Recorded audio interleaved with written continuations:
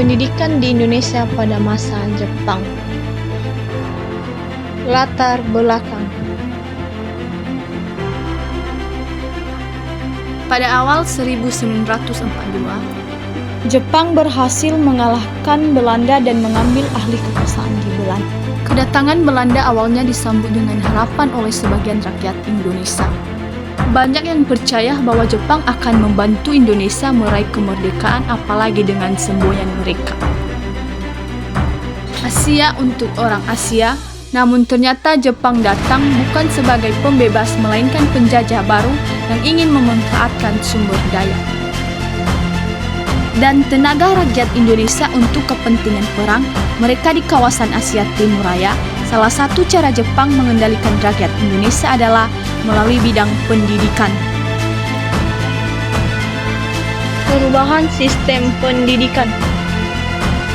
Ketika Jepang berkuasa, seluruh sekolah yang menggunakan bahasa Belanda ditutup.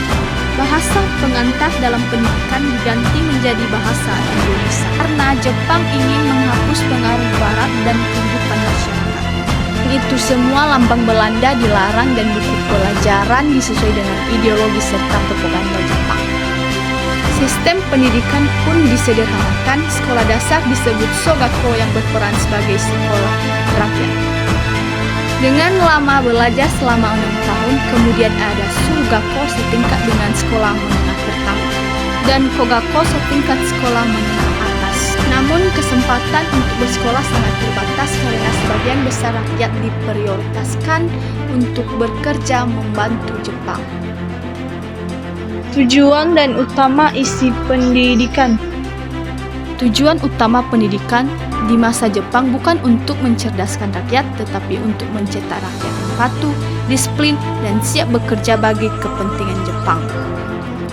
Setiap pagi siswa diwajibkan yang pertama menghormati Kaisar Jepang dengan membungkuk ke atas Tokyo yang disebut Seikare. Yang kedua menyanyikan lagu kebangsaan Jepang yang disebut Kimigayo. Yang ketiga mengibarkan bendera Jepang yang disebut Minomaru. Selain itu, siswa juga diajarkan bahasa Jepang, semangat kerja keras, disiplin, serta latihan fisik dan baris berbaris. Pelajaran yang bersifat akademis dikurangi, sementara kegiatan yang pendukung perang seperti bercocok tanam atau bekerja di kebun semakin banyak dilakukan di sekolah. Dampak terhadap rakyat Indonesia.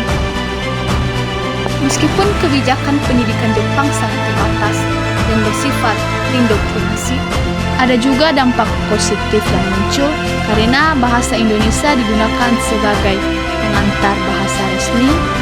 Rakyat Indonesia mulai semakin terbiasa dan merasa satu bahasa, satu bangsa. Hal ini justru menumbuhkan semangat nasionalisme di kalangan pelajar dan guru. Banyak pemuda hasil didikan masa Jepang yang kemudian berperan penting dalam perjuangan kemerdekaan Indonesia seperti anggota pembela tanah air dan barisan pemuda. Dengan kata lain, meskipun Jepang menjajah, semangat kebangsaan rakyat Indonesia justru semakin kuat.